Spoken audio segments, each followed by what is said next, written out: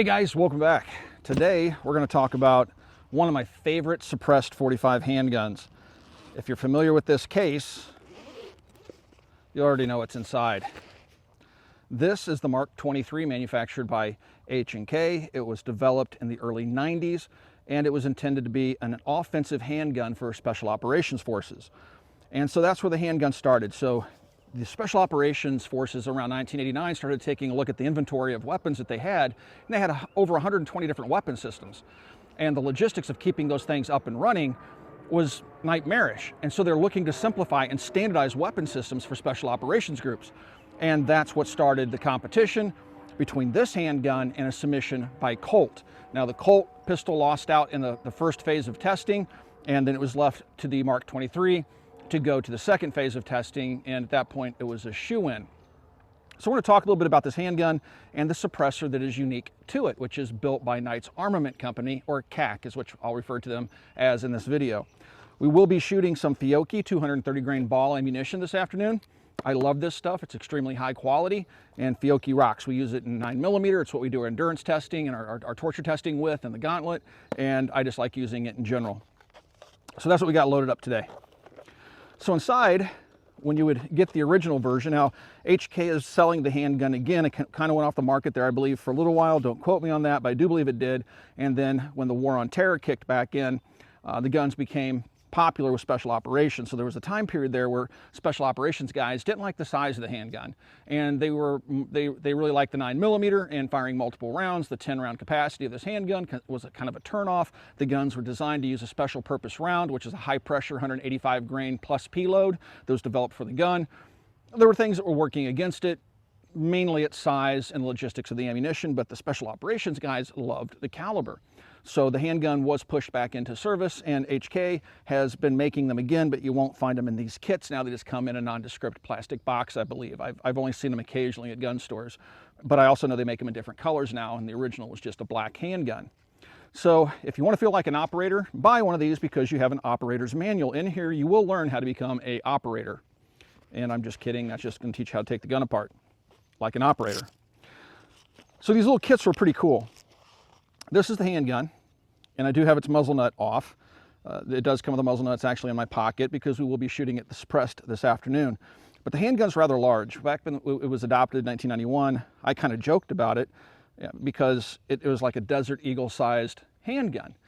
But the gun actually feels pretty well balanced in the hand, and it certainly shoots very, very well. The gun has good 3-dot sights. The rear sight is windage adjustable. The front sight's windage adjustable too. You have a dovetail here and a screw holding everything in place back here. But these are just standard non-night sights, HK style 3-dot sights. You do have the manual safety, so you can carry it cocked and locked like a 1911. Or you have this little skinny lever here, which is your decocker, so you can carry it decocked with the hammer down a live round safely in a holster. Ambidextrous controls weren't quite a thing back in the day, but this did have an ambi manual safety, but you'll notice it does not have a slide stop or slide release on the other side, so once again it favors a right-handed shooter. This is the Mk23 KAC suppressor. This is a very unique can. It goes on pretty quickly. It only bites in by just a couple of threads. It's really kind of weird. I'm used to cans that thread on and it seems like they turn forever. This one just has a few threads before it starts to tighten down, and you don't really think it's on there tight enough. You fear blowing the can off the end of the gun, but it won't. Even the muzzle nut, just a couple of turns and it comes right off. So there it is with its KAC suppressor. Now the Mk23 Mod 0 was sold to the US government as a package. The Mk23 pistol was sold to the civilian world just as a handgun. So the original military version would have had this KAC suppressor. This is the proper Mk23 suppressor, and also would have had a laser aiming module, or a LAM, which was manufactured by Insight. Those things are more rare than the original guns and cost more than the guns these days. And honestly, it's 1990s technology, so it's probably not doing so well these days in terms of holding up and still being usable. Somebody out there will say, oh, I have one, I've used it for, this entire last 2 decades and it's never failed me once. That's great, but Even if I had a lamb, I probably wouldn't use it on here simply because it's too stinking valuable and it's old school technology, and I wouldn't trust that it would not fall apart on me and I'd be out like 2,500 bucks. So anyway, what we're gonna do is load up our Mark 23 here really quick, and I will not be wearing ears in this video because we're shooting subsonic 45 ACP 230 grain ball, that Fiocchi ammunition I talked about, and these things are ridiculously quiet. The bullet hitting the target makes more noise than the gun going off.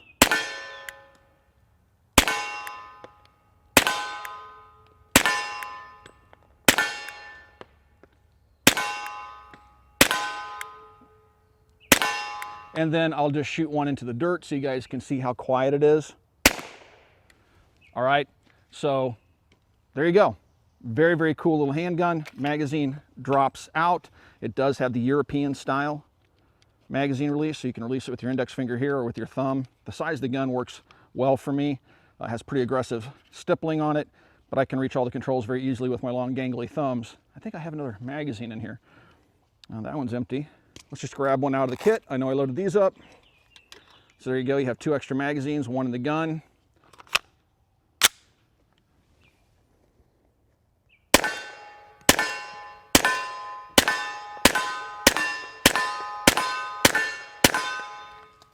And pretty sure I have one more loaded in there.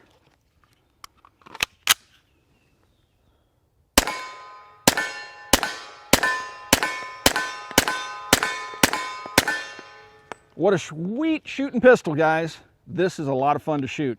It is a massive hunk of steel and polymer, but it is one very cool historic handgun and really kind of signified a change of thinking within the special operations community and developing what is known as an offensive handgun. It's intended to be a primary weapon system, whereas the M9 is intended to be a secondary weapon system in the US military.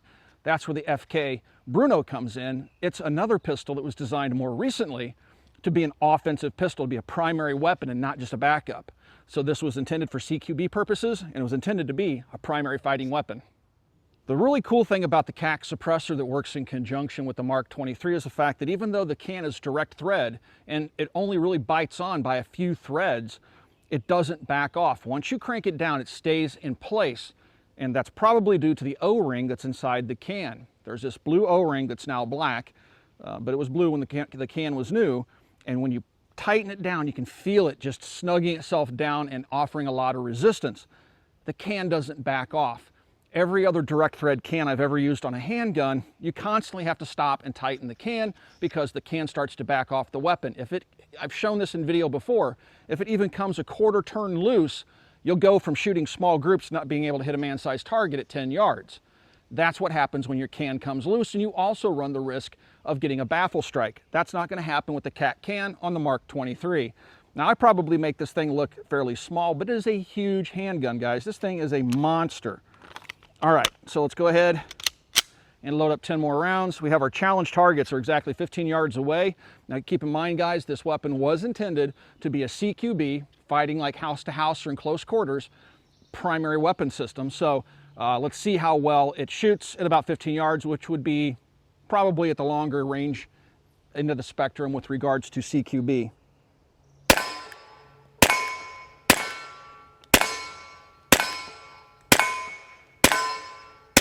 Oops. One for my homies. Come check this out, guys. And this is just me snap shooting from 15 yards. I did miss one, but it's easily able to keep those rounds right where you want them.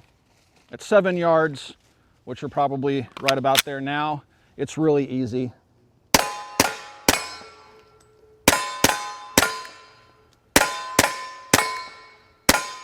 So there I'm just doing 2 to the chest, 1 to the head. Mozambique drill, they call it. And as you can see, the weapon is very, very controllable and easy to use.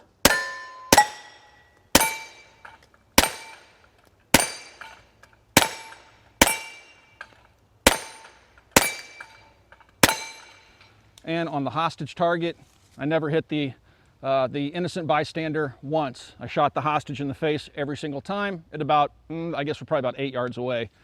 1, 2, 3, 4, 5, 6, 7, 8, 9, 10 yards away. So my distance estimation's a little off.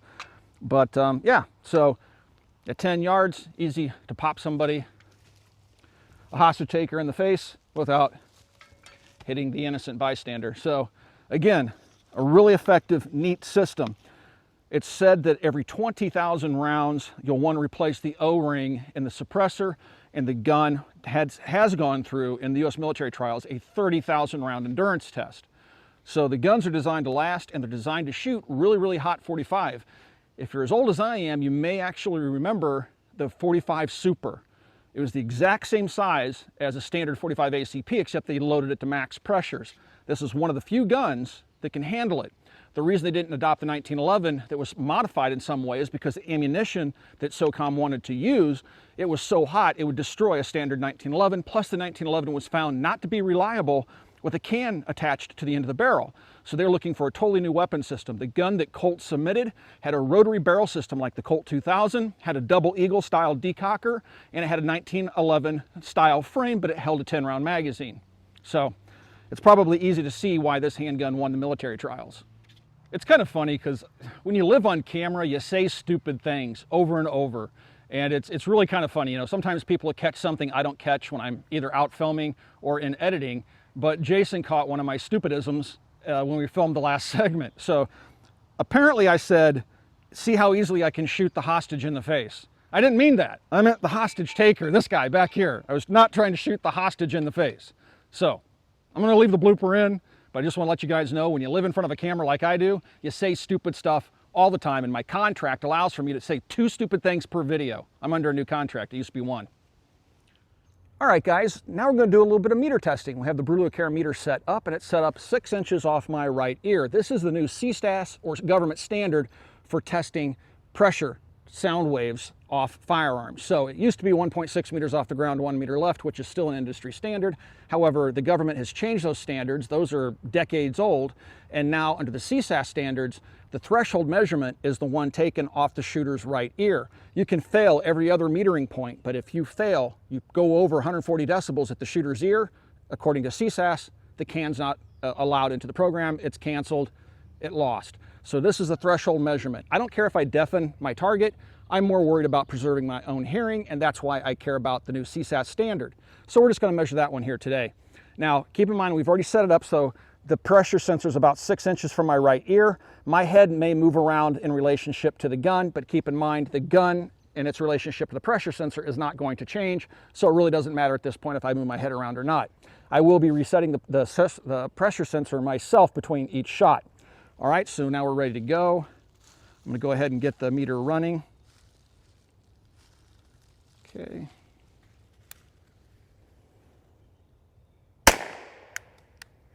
All right. 135.9, and that's with first round pop.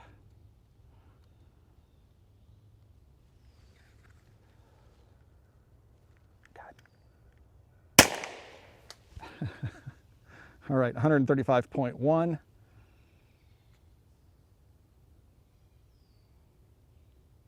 All right. Try not to bump that darn thing. And we have 133.4.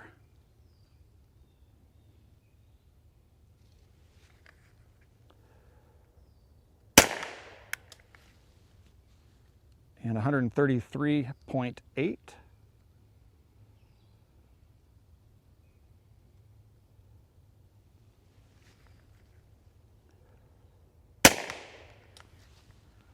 And 134.8. So the can is definitely hearing safe at the shooter's right ear. Now let me show you guys something.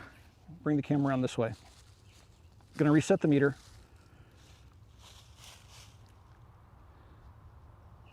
Ambient noise with me whispering is 82 decibels.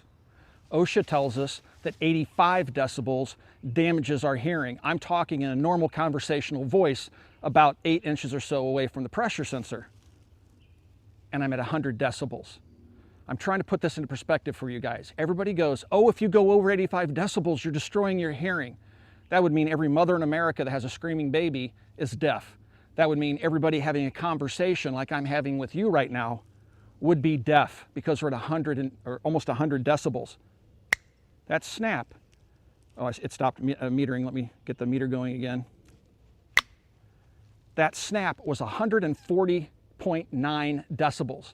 A snap. I just wrung my ear, presumably. I'm trying to put it into perspective. A lot of people don't understand how this metering system works. They don't understand what dB means to human hearing. Yes, 85 decibels is ideal, but just walking out into the busy downtown streets of Chicago, you're going to be well over 85 decibels. If you're riding a motorcycle, you're well over 85 decibels. If you're driving down the highway with your window down, you're well over 85 decibels. Just keep that in mind. Earlier, I was talking about the service life of the gun and replacing O-rings at 20,000 rounds. This gun has 3 O-rings when you're running it with a suppressor. You have one inside of the suppressor. You have one that's just underneath the muzzle nut thread protector. It's a little black one. I took it off because when I went to put my can on for the first time, it just mushed the heck out of that little O-ring, so I just took it off the threads. Then you have this green O-ring that's on the barrel. This one helps the gun lock up to keep the barrel in the same position every single time. So which one of the 3 O-rings needs to be replaced at 20,000 rounds? I honestly don't know. I'm assuming it's the one inside the can, but it may be the one here on the barrel, or it may be all 3.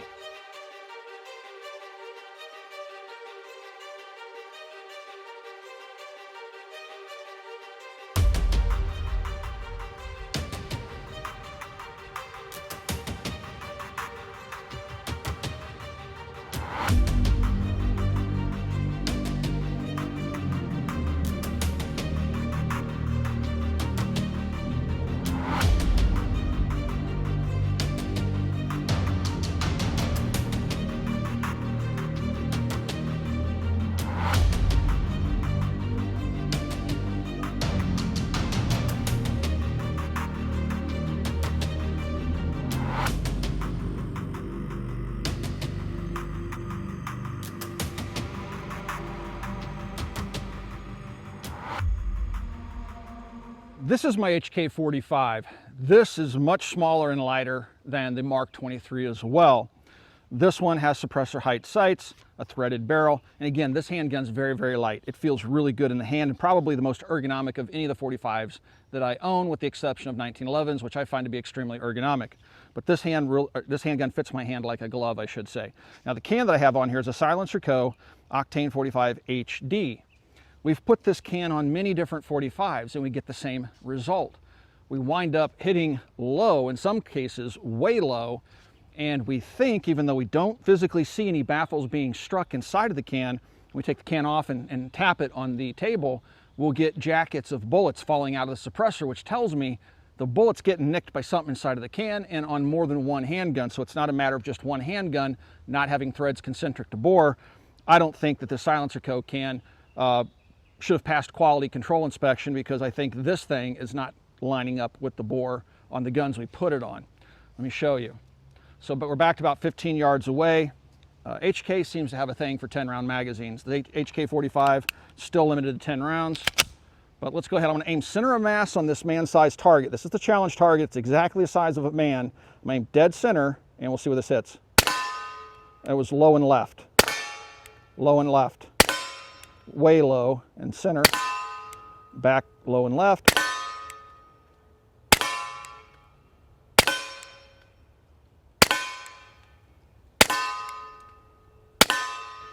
So this one isn't as bad as the HK USP 45C that we had on last time, which literally would have hit the dirt in front of the target. So here's where I was aiming, guys. I was aiming right here, and that at 15 yards is a good 7 inches of point of impact shift drift. So if I was aiming at the head, I'd be hitting him in the neck. With the Mk23, if I aim at the head, I hit him in the head.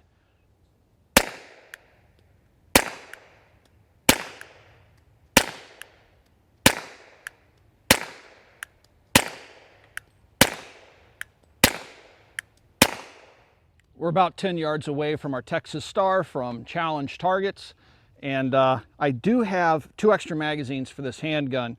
So the gun came with 2 in a pouch. One of the gun had 3 magazines with it, but my friends over at Gun Mag Warehouse seem to have magazines for every type of gun known to man, and they sent me a couple of extra magazines, so I have 5 to work with this afternoon, so I have a pocket full of magazines, thanks to the guys over at Gun Mag Warehouse. They don't pay me to plug them, but they do send me free magazines for guns that I use in video, just in full disclosure.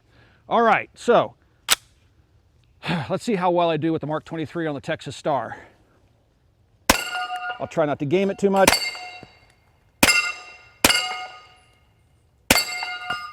Two with one. Holy cow, this thing shoots good, guys. Jason, have you ever seen a gun clear that Star that quick? Yeah. And I had 2 rounds left over out of the 10. So I think you got a double on one of those. I did get a double on one of them. So yeah.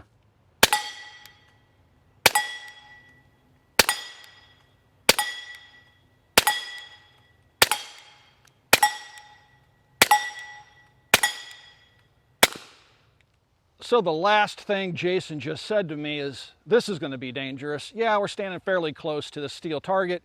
Guys, don't stand this close to steel targets when you're shooting them, okay? Now what we want to find out is, how well does the Mark 23 Sicario? If you haven't seen the movie trailer or the movie, basically he bangs his finger around in the trigger guard trying to kill somebody. It looks like he's already shot on the ground.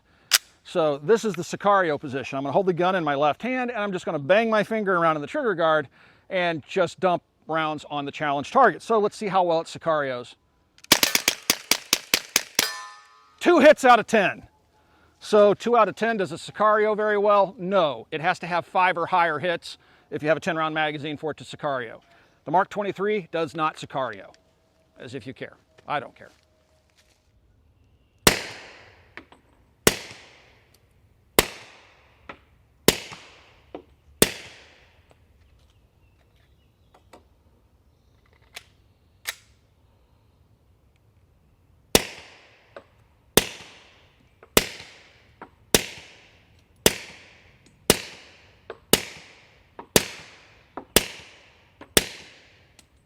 And now I'm going to give the challenge target plate rack a run and see how well I do with my 10 rounds here. I really like the way this pistol shoots.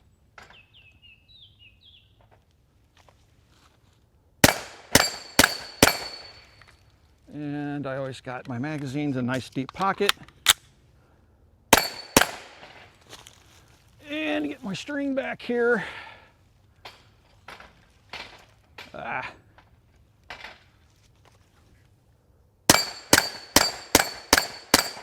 Man, I love the way this thing shoots. Oops. And I'm out. All right. Well, I have an extra magazine here. Let's work that dueling tree. That's out there quite a ways.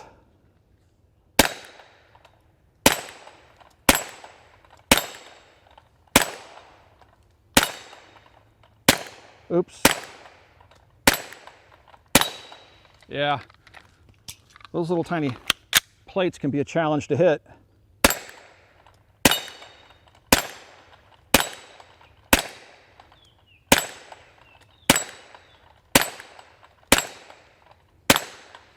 Lots of fun. Guys, this handgun shoots incredibly well, and this KAC suppressor totally rounds it out. What an amazingly fun handgun this is to shoot.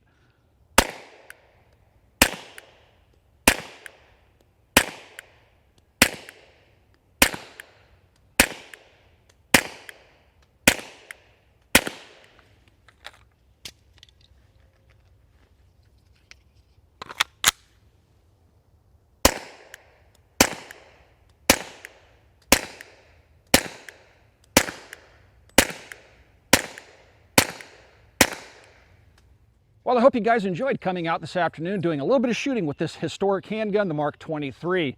Now, again, it was intended to be an offensive handgun designed specifically for U.S. Special Operations, and that makes it a cool piece of history, which is why I have it in my gun collection.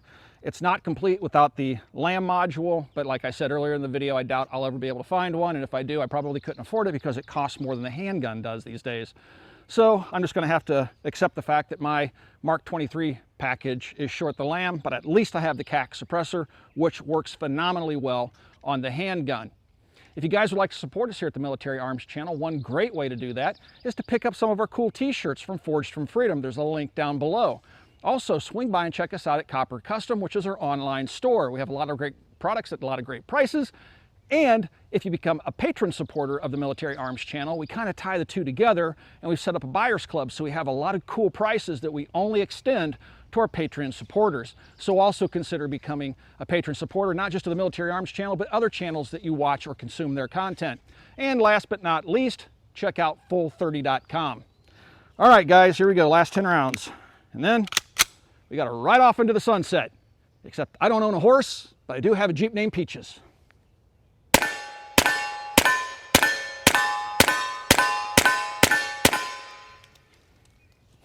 I hope we have another case of ammo in the Jeep because I am just not done shooting this afternoon.